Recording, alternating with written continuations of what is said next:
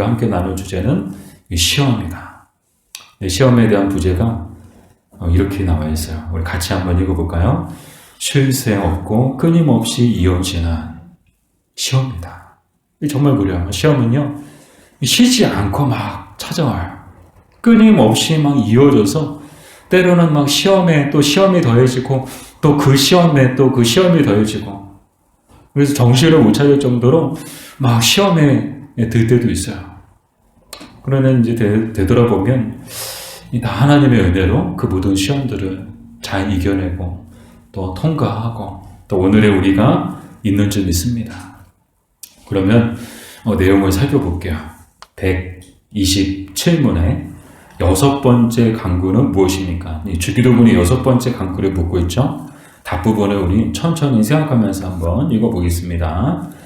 우리를 시험에 들게 하지 마시옵고 다만 악에서 구하옵소서라는 말은 우리 자신이 너무 약하여서 우리가 한순간이라도 설 수 없다는 것을 전제합니다. 우리의 원수인 마귀와 세상과 우리의 욕심은 우리를 끊임없이 공격하고 있습니다.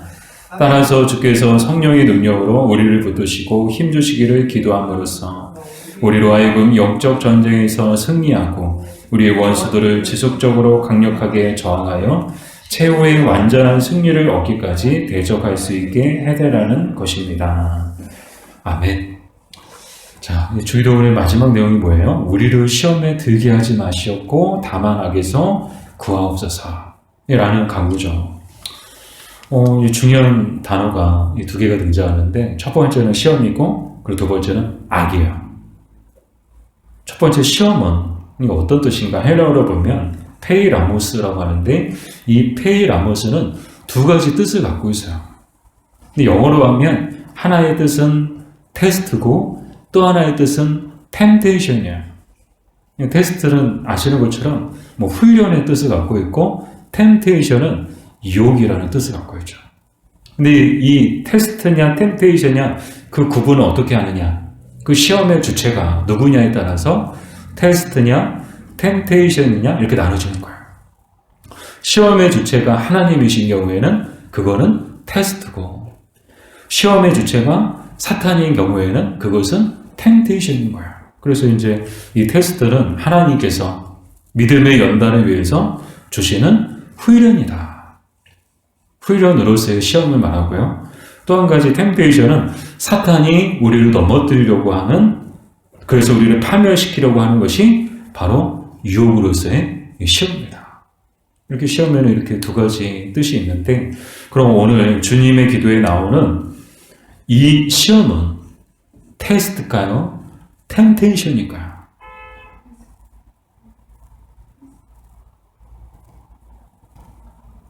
네, 정답은 템테이션입니다.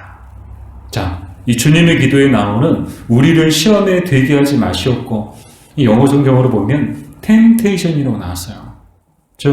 이 시험이란 사탄이 우리를 넘어뜨리고 사탄이 우리를 파멸케 하려고 하는 유혹이라는 거예요. 그래서 이제 이 유혹이라는 단어를 사용해서 이 말을 다시 이 주님의 기도를 바꿔 이제 부른다면 이렇게 부를 수 있겠죠.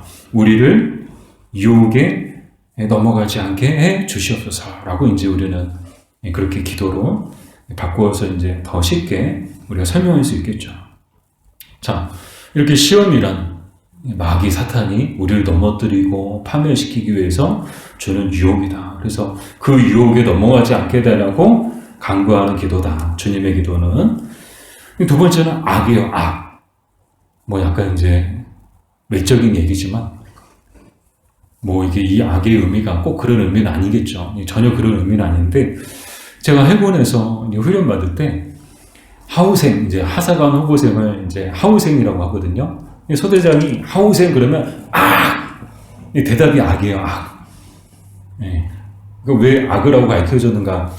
그러니까 훈련이 고되고 힘드니까 이렇게 악이라는 구호를 통해서 다시금 이제 흐트러진 정신과 마음가짐을 새롭게 하라고 악 구호를 했던 기억이 떠올라요. 근데 그 악이 아니에요. 그럼 어떤 악을 말하는 걸까? 헬라어로 포네로스라고 하는데, 이 포네로스는 어떤 뜻인가 하면 바쁘다, 수고하다, 애쓰다 그런 뜻을 갖고 있어요.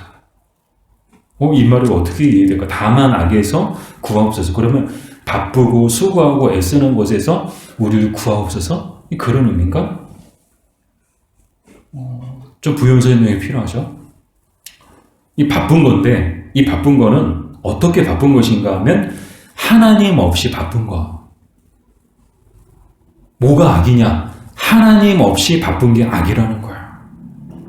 저는 이제 내년에도 어떤 마음가짐을 가지고 또 이렇게 또 요즘에도 계속 묵상하면서 깨닫게 되는 것이 어떻게 하는 것이 잘 사는 것이고 또 어떤 것이 믿음이 좋은 것인가 이제 고민하고 또 묵상하고 있거든요.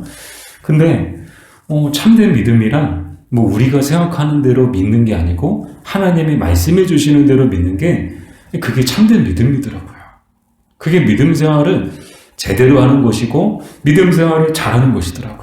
그냥 우리 임의대로 그냥 믿고 임의대로 예배드리고 임의대로 섬기는 것이 아니고 하나님이 지시해 주신 대로 따르고 하나님이 가르쳐 주신 대로 믿고 순종하는 것이 참된 믿음이라는 거예요. 그럼 오늘 이 악도 다른 게 아니고 하나님 없이 바쁜 게 악이라는 거예요. 다른 게 악이 아니고 하나님 없이 바쁘고 하나님 없이 수고하고 하나님 없이 애쓰는 게 악이라는 거예요. 그 악에서 우리 건져달라는 거예요. 우리는 그런 악으로 생각하지 않았어요.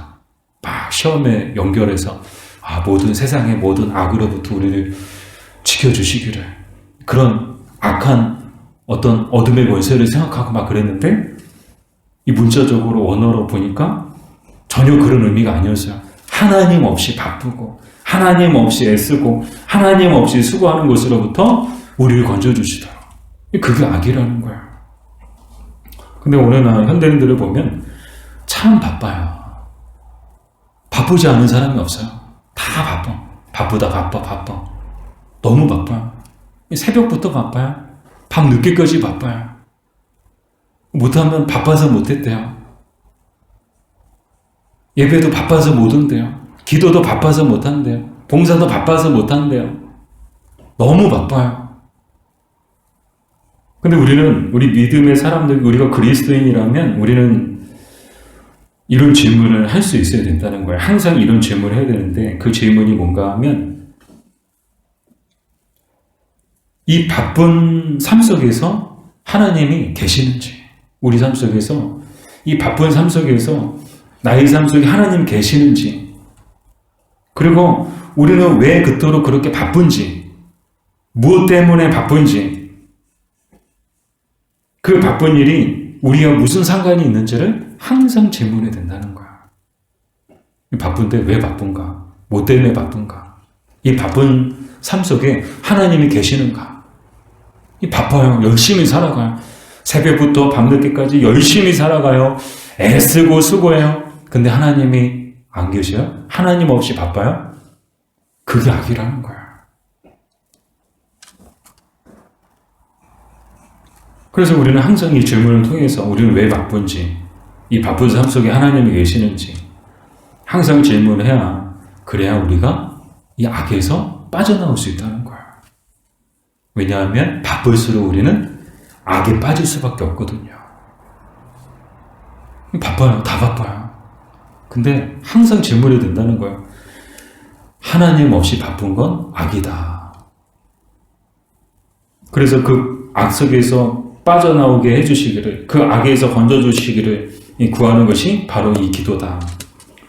그래서 이제 계속해서 살펴볼 텐데요. 이 6번째 강구가 갖고 있는 의미는 뭔가? 크게 2가지 의미를 갖고 있는데, 첫 번째는 우리는 너무나 연약한 존재임을 재인식하게 한다는 거야. 베드로전서 5장 8절 말씀이죠. 우리 같이 한번 읽어보겠습니다. 근신하라, 깨어라, 너희들 중 마귀가 우는 사자같이 두루다니며 삼킬 자를 찾나니.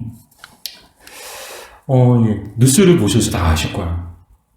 이 북한의 무인기가 막 우리나라 영공을 침범해가지고 막 서울까지 막 몇 시간을 막 돌아다니는데 그걸 다 지켜보고만 있었대요.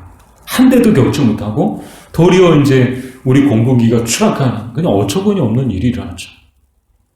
막 가슴을 쓸어내린 이유가 뭔가 하면, 만약에 공격용 무인기였다면 어떤 일이 일어났을지 모른다는 거야.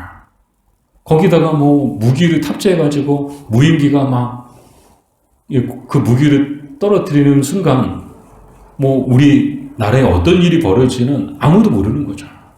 실제로 러시아와 우크라이나 전쟁을 보면 전쟁의 양상이 전에는 대인 전쟁이었대요. 대인 대 대인이었대요. 사람과 사람이 막 싸웠는데 지금은 다 무인기가 싸운다는 거예요. 러시아에서 무인기 날려서 공격하고 우크라이나에서도 무인기 날려가지고 러시아 공격하고 이제 갈수록 사람이 직접 안 싸우고 뭐 이 무인기가 막 나가서 싸우고 지금의 평화는 언제든 깨질 수 있다는 것을 보여주는 사건이라고 저는 생각해요. 그래서 또 한 번 느낀 게 북한은 호시탐탐 노리고 있고 도발하고 있는 이 모습을 보면서 이 마귀 대적도 똑같다는 거야. 이 마귀 대적도 호시탐탐 우는 사자같이 돌아다니며 삼킬 자를 찾고 있다. 반면 우리는 어때요? 너무 연약해요. 또 완전 무방비 상태야. 이 북한 무인기에 우리 대한민국 영공이, 상공이 그냥 무방비 상태였던 것처럼 우리도 영적으로 보면요 완전히 무방비 상태야. 이 맘만 먹고 물어버리면 우리는 끝나버리는 그런 연약한 존재임을 우리는 고백하게 되죠. 정말 하나님의 도우심이 없이는 단 한순간도 버틸 수 없는 것이 우리의 모습이지 않나요? 너무 연약해요. 그 연약함을, 우리가 연약한 존재임을 다시 한번 인식시켜 주시는 게 바로 이 주님이 가르쳐 주신 기도다. 두 번째로, 이 여섯 번째 강구가 갖고 있는 의미는 무엇인가 하면 새 원수의 존재를 인식하여 저항하고 투쟁하게 한다는 거예요. 새 원수가 있대요. 가장 큰 원수는 마귀고 그 다음 원수는 세상 그리고 육신의 정욕이다. 이게 새 원수예요. 새 원수. 뭐 뉴 원수가 아니고 새 원수. 이 마귀와 세상과 육신의 정욕은요 다 한 통속이에요. 다 하나예요. 강력한 연합군을 이끌고 그렇게 연합 전략을 짜가지고 우리를 호시탐탐 노리죠. 어떻게 해요? 마귀는 세상을 통해 우리를 유혹해요. 이 마귀는 세상을 이용해요. 나 마귀다 하고 나타나지 않아요. 여러분 그런 거 보신 적 있어요? 마귀는요 항상 세상을 이용해요. 그리고 세상은 우리의 육신의 정욕을 자극해요. 그러니까 이 마귀의 전략이 뭐예요? 세상을 이용해서 우리 육신의 정욕, 우리 안에 있는 육신의 정욕을 자극하여 유혹이 넘어가도록 하는 것. 이것이 마귀의 전략이라는 거예요. 뻔히 보이잖아요. 돈 가지고, 세상의 명예 가지고, 우리의 약한 부분을 건드리고, 우리의 제약된 본성을 건드리고, 우리의 죄의 쓴뿌리들을 건드려서 그것으로 인해서 우리를 넘어지게 하고 그것으로 인해서 우리를 쓰러뜨리고 우리를 파멸시키려고 하는 것이 이 마귀의 전략이라는 거예요. 그래서 뭐라고 말씀하시나요? 베드로전서 5장 9절이죠. 베드로전서 5장 9절을 같이 읽어볼까요? 너희는 믿음을 굳건하게 하여 그를 대적하라. 아멘. 뭐 하라고요? 대적하라. 어떻게 계세요? 믿음을 굳건하게 하여. 그러니까 우리 연약해요. 우리 완전히 뭐 주님의 도우심 없이는 버틸 수 없어요. 아무런 힘도 없어요. 어떻게 할지도 몰라요. 그냥 그렇게 그냥 연약한 모습 그대로만 있을 것이냐. 이 주님은 그렇게 말씀하지 않으셨습니다. 믿음을 굳건하게 하여 그를 대적하라. 악한 마귀를 대적하라는 거예요. 세상을 대적하라는 거예요. 육신의 정욕을 대적하라는 거예요. 어떻게 대적해야 되는가? 몇 가지 방법이 있는데 그 몇 가지 방법을 소개해드리면 이렇습니다. 첫 번째 방법은 유혹에 넘어갈 만한 것을 제거해버리는 거예요. 돈에 약해요? 그럼 돈을 치우면 되는 거예요.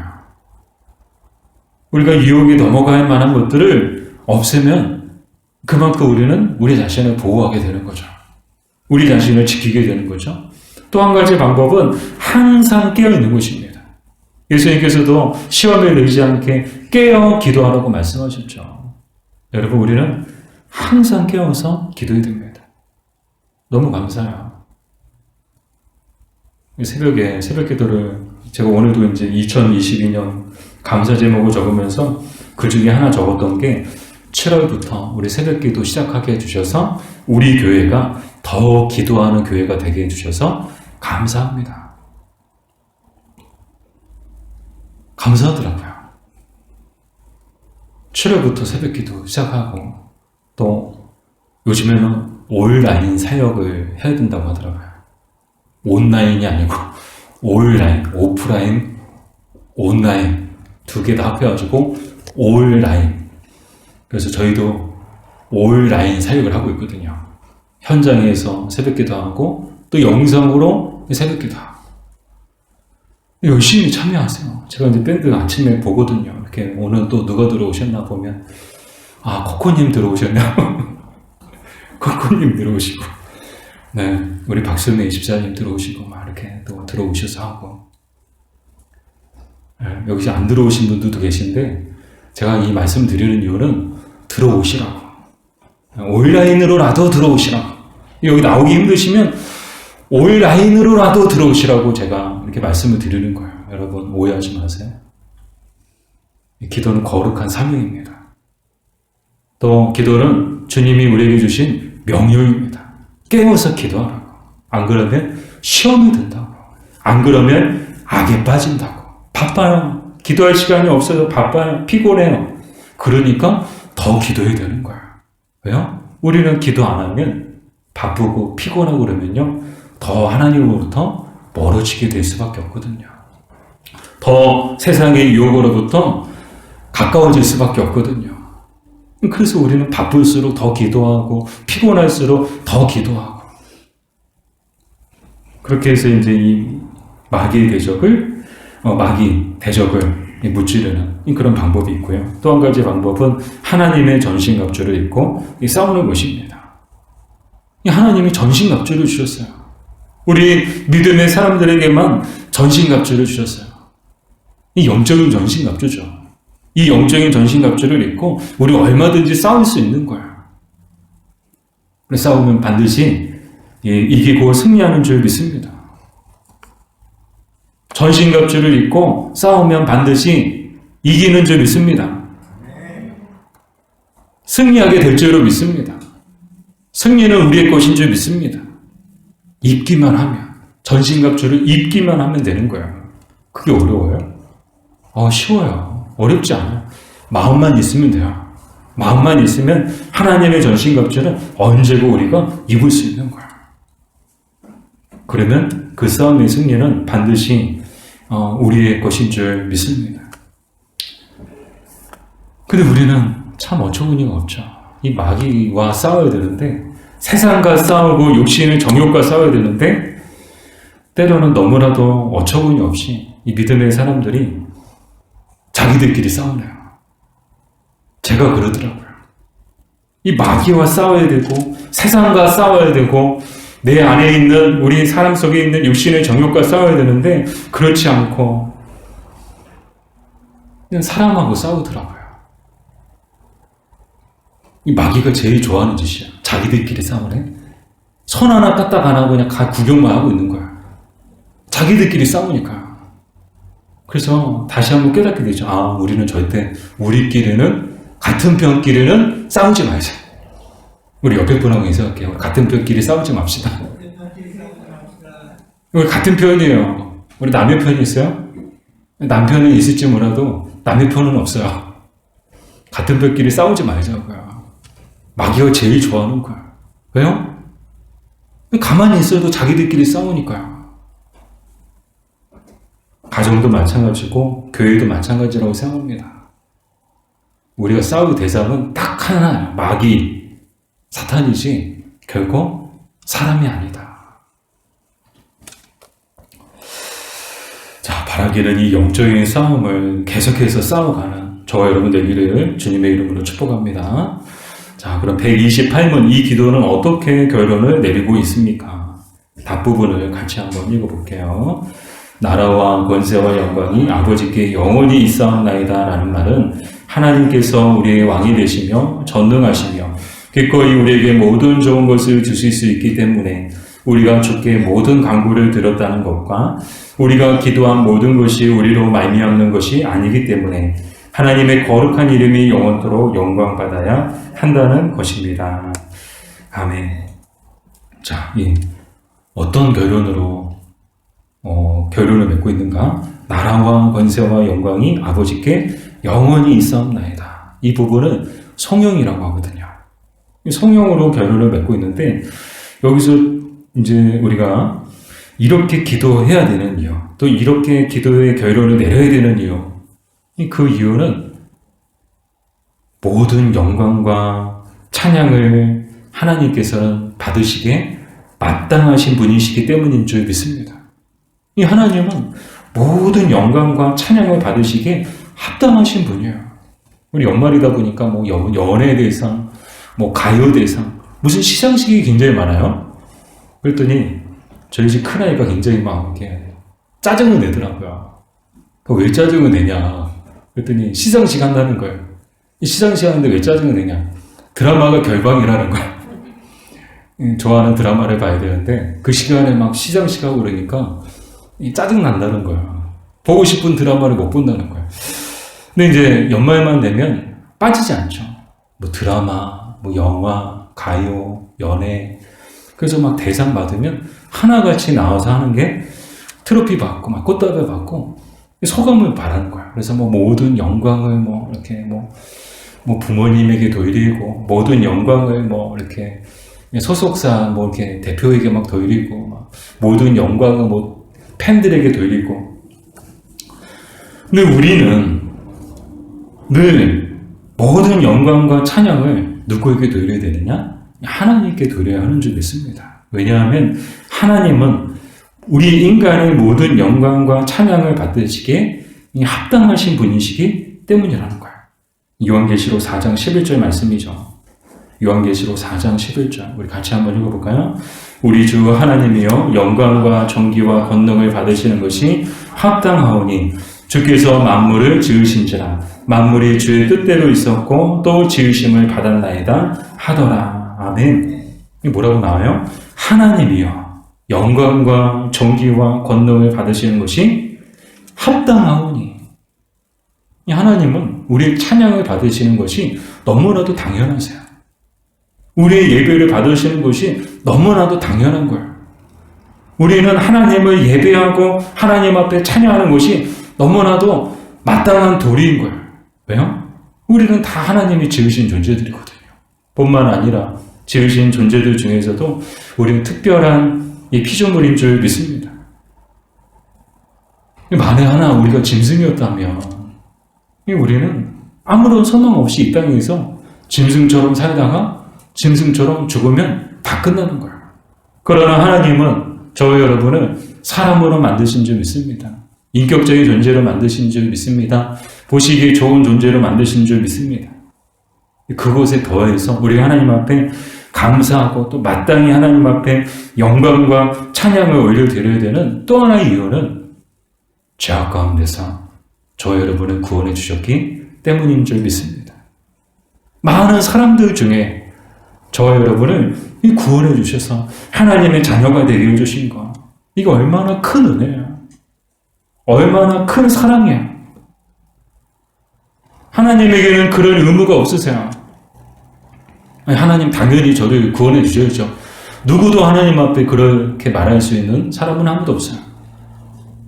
하나님은 굳이 그렇게 하지 않으셔도 돼요. 근데 하나님은 굳이 그렇게 하셨어요.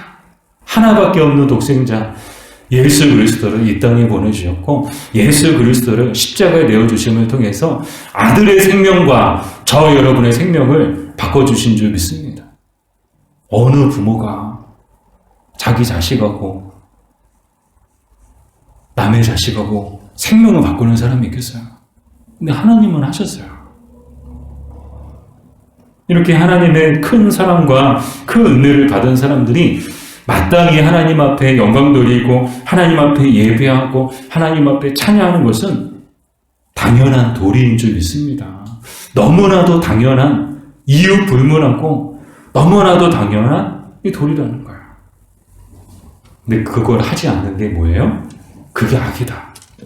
오늘 처음에도 말씀을 드렸죠. 다른 게 악이 아니고 바로 그게 하나님 없이 바쁘게 살아가는 게 그게 악이라는 거예요. 오늘 너무 안타까워. 오늘 난 이런 악에 빠져있는 사람들이 너무 많아요. 여러분 그렇지 않나요? 우리 주변에 너무 많지 않나요? 10이면 9은 다 그래요. 다 악에 빠져있어요. 하나님 없이 바빠요. 하나님 없이 수고해요. 하나님 없이 애써요. 다 악에 빠져있어요. 근데 우리도 그랬다는 거예요. 저는. 근데 하나님이 우리를 먼저 건져주신 거예요. 우리만 구해주신 게 아니고, 여러분 오해하지 마세요. 우리만 구해주신 게 아니고 우리 먼저 구해주신 거예요. 아멘. 우리 먼저 구해주신 거예요. 그래서 우리는 선택받고 우리만 구원받네? 아니요. 이제 다른 사람들도 하나님이 구원하기 원하세요. 누구를 통해서요? 저와 여러분을 통해서 이 악에 빠져있는 사람들을 건져내기 원하시는 줄 믿습니다. 자, 또한 이 성령이 우리에게 주는 또 다른 깨달음은 무엇인가 하면 이 주님의 기도가, 이 주기도문이 아버지로 시작해서 아버지로 끝난다는 거예요. 그죠? 처음에 하늘에 계신 우리 아버지여 하고 시작했죠? 근데 끝날 때도 뭐예요? 나라와 권세와 영광이 누구에게? 아버지께. 아버지로 끝나는 거예요. 아버지로 시작해서 아버지로 끝나는 거예요. 이것도 은혜더라고요. 하나님이 누구신가요? 바로 저와 여러분의 아버지이신 줄 믿습니다. 그러니까 아버지께 드리는 기도가 바로 이 주기도문인 거예요. 주님의 기도. 이 얼마나 놀라운 은혜예요. 하나님의 자녀가 된 자들에게만 허락하신 권세죠. 하나님의 자녀들에게만 허락해 주신 복된 기도죠. 자, 129문 마지막으로 그럼 아멘이 의미하는 말은 무엇입니까? 우리가 아멘을 참 많이 해요. 그럼 아멘이 무슨 뜻인가를 볼게요. 답부분을 같이 읽어보겠습니다. 아멘이란 이것이 진실로 그리고 확실하게 될 것이라는 의미입니다. 왜냐하면 나의 기도는 내가 나의 마음에서 하나님께로부터 원하는 것들을 느끼는 것 이상으로 하나님께서 분명히 들으시기 때문입니다. 아멘. 자, 이 아멘의 뜻이 뭔가? 이것은 진실로 또 그리고 확실하게 그렇게 될 줄로 믿는다는 이 믿음의 고백인 거예요. 이 마태복음 21장 22절이죠. 우리 같이 읽어볼게요.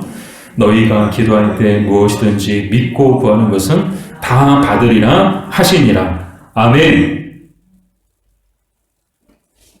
정말 이거 놀라운 권세 아닌가요? 이 아멘이 갖고 있는 의미는요. 우리의 기도가 진실로 또 확실하게 그렇게 될 것을 믿는다는 믿음의 고백인데 아멘 하는 동시에 그 기도는 역사가 되는 줄 믿습니다.